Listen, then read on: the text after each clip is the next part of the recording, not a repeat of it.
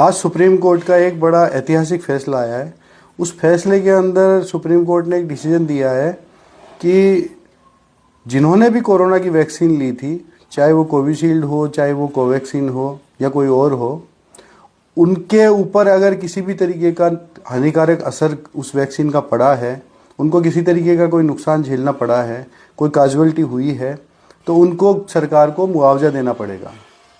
अब तक क्या है कि सरकार मुआवजा देने के लिए मना कर रही थी। दरअसल इसमें क्या था कि केरल के अंदर एक केस चला था। 2022 में केरल हाई कोर्ट ने एक फैसला दिया था कि सरकार को मुआवजे की नीति बनानी चाहिए, लेकिन केंद्र सरकार जो है वो सुप्रीम कोर्ट में चली गई और सुप्रीम कोर्ट में केंद्र सरकार ने जाकर के ये दलील दी कि ये वैक्सीन भारत के लोगों ने अपनी मर्जी से लगवाई है, इसमें केंद्र सरकार का कोई लेना देना नहीं है और केंद्र सरकार ने कोई कंपल्शन नहीं रखा था कि आपको लगवानी ही पड़ेगी, लोगों ने अपनी इच्छा से लगवाई है। तो आप जानते हैं कि ये बात कितनी सही है कितनी गलत है, ये आप लोगों ने खुद ने फेस किया था उस टाइम पे, तो आपको समझ में आ रहा होगा कि कितनी ये बात सही है। मैं मेरा प्रैक्टिकल एक्सपीरियंस बता देता हूँ कि उस टाइम पे क्या हालत थी। किसी ने अगर कोरोना की वैक्सीन नहीं लगवाई है तो उस टाइम पे उसको बड़ी घृणा की नज़र से, बड़े अनोखे भाव से उस आदमी को देखा जाता था और ये समझा जाता था कि कोरोना फैलाने में इस आदमी का ही सबसे बड़ा योगदान है। ये आदमी बहुत ही नासमझ, बहुत ही बेवकूफ़ किस्म का है जिसने ये वैक्सीन नहीं लगवाई। सरकार तो इसको फ्री में लगा रही है, ये आदमी फिर भी नहीं लगवा रहा है, तो कितना नासमझ, कितना मूर्ख आदमी है। तो लोगों ने वैक्सीन लगाई, नाक पे N95 नाम के जो मास्क थे वो लगाए और बहुत टाइम तक लगा के घूमते रहे, जबकि उस मास्क की कोई वैल्यू है ही नहीं।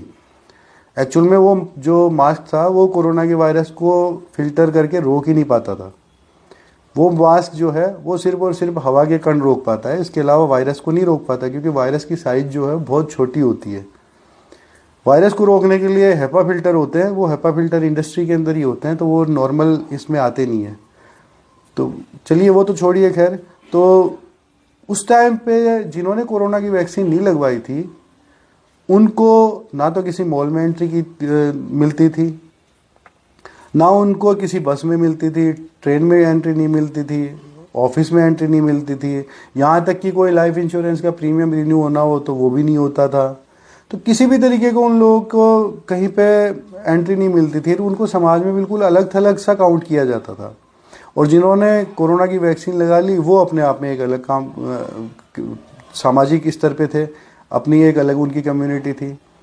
तो जिन्होंने वैक्सीन नहीं लगाई वो कहीं जा ही नहीं सकते थे, कहीं आ जा ही नहीं सकते थे। तो सरकार ने इसको कंपल्सरी किया था। सरकार के जो नुमाइंदे हैं, जो स्वास्थ्यकर्मी हैं, उनको इस तरीके के टारगेट दिए गए थे कि बेचारों को उनको जा करके घर जा करके पकड़ना पड़ता था लोगों को, और लोग घर से भागते थे। भागने के बावजूद लोग उनको पकड़ते थे वो, और जाकर के वहाँ उनको समझाते थे, समझाइश करके उनके किसी तरीके से लगाते थे। जो लोग नहीं लगवाते थे वो उनका नाम स्पेशली दर्ज किया जाता था, कई योजनाओं से उनको फ़ायदा उस टाइम पे रोका भी गया था। तो इस तरीके का है। हम तो साधारण आदमी हैं।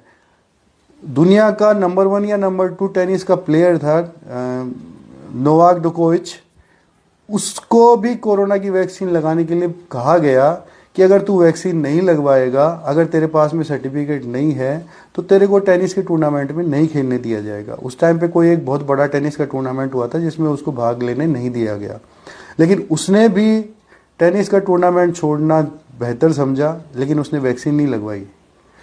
लेकिन ऐसे समझदार लोग बहुत ही कम रहे, क्योंकि लोगों में अवेयरनेस नहीं है। अवेयरनेस भी क्या करेगी जब सरकार कह रही है, तो लोग, डॉक्टर्स कह रहे हैं तो लोगों को तो उसमें आना ही है। डॉक्टर की बात नहीं मानेंगे, गवर्नमेंट की बात नहीं मानेंगे, तो किसकी बात मानेंगे? अथॉरिटी तो वही है और अथॉरिटी की बात ही मानी जाती है। साधारण आदमी की बात को तो यूँ ही धुतकार दिया जाता है कि इसको क्या पता है, इसको तो कोई नॉलेज ही नहीं है। तो अथॉरिटी की बात हमेशा मानी जाती है। अथॉरिटी जितनी भी है, चाहे वो कोई भी हो, उसने यही कहा कि आप कोरोना की वैक्सीन लगवाओ। जिस मलेरिया की दवाई का कोई असर नहीं था, लोगों ने उस टाइम पे उस मलेरिया की दवाई को अनाप शनाप तरीके से खाया। जो एंटीवायरल ड्रग रेमडेसिविर नाम की थी उसको भी लोगों ने अनाप शनाप तरीके से खाया, तो उनके भी साइड इफेक्ट देखने को मिले हैं। अफरा तफरी का माहौल था, लेकिन वैक्सीन को कंपल्सरी किया गया था। उसी के चलते करोड़ों की संख्या के अंदर वैक्सीन की डोज लगी है। कोवैक्सीन भी 35-36 करोड़ के आसपास लगी। कोविशील्ड जो बाहर की कंपनी की थी उसकी भी करीब 250 करोड़ की डोज लगी, और दूसरी कंपनियों की भी डोज लगी। तो काफ़ी सारी कंपनियों ने उस टाइम पे डोज दी थी। अब कोरोना की वैक्सीन जो है उसने किस तरीके से अपना काम किया, ये एक बड़ा प्रश्न चिन्ह है। वैक्सीन इतनी जल्दी तैयार होती ही नहीं है, कोई भी दवाई इतनी जल्दी तैयार नहीं होती दरअसल जितनी जल्दी कोरोना की वैक्सीन तैयार हुई थी।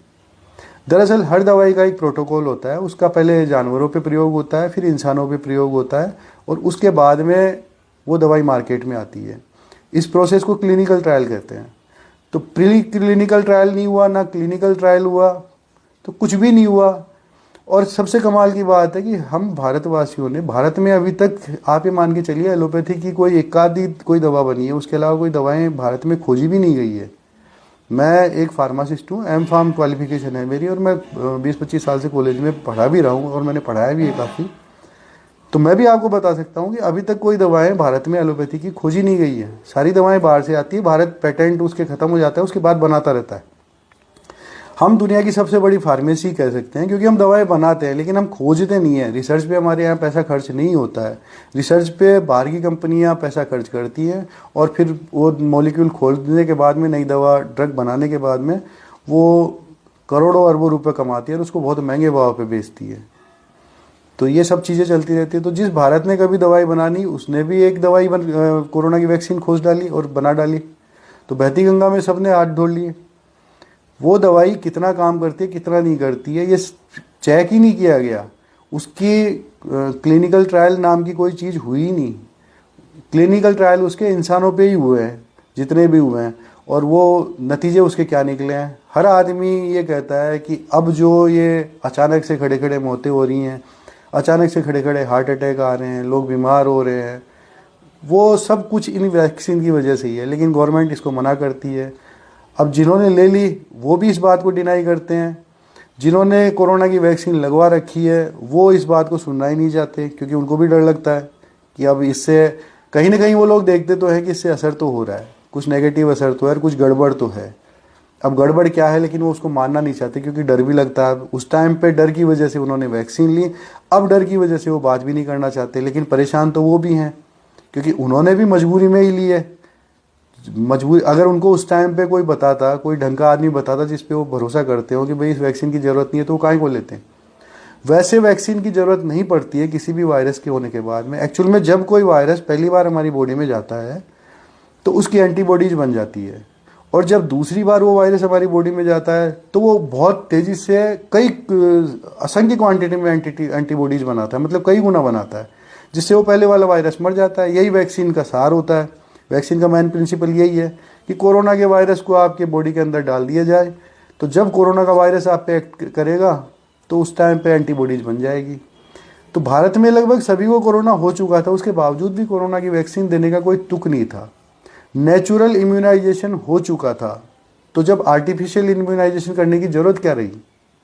जब नेचुरल हमारे शरीर में कोरोना का वायरस जा चुका, इम्यूनिटी डेवलप हो चुकी, तो हमें क्यों दी गई वो वैक्सीन।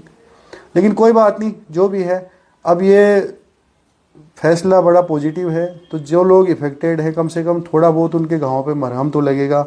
जिनको वास्तव में दिक्कत हुई है और बहुत परेशान रहे हैं, उनका टाइम भी गया है, उन लोगों को इस फैसले से थोड़ी राहत तो मिलेगी।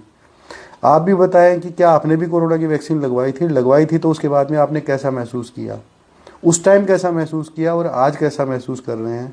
क्या आपको उससे बहुत एनर्जी मिली थी, या उसके बाद में आपको भी कुछ प्रॉब्लम होना शुरू हुई, और आज कैसी हालत है।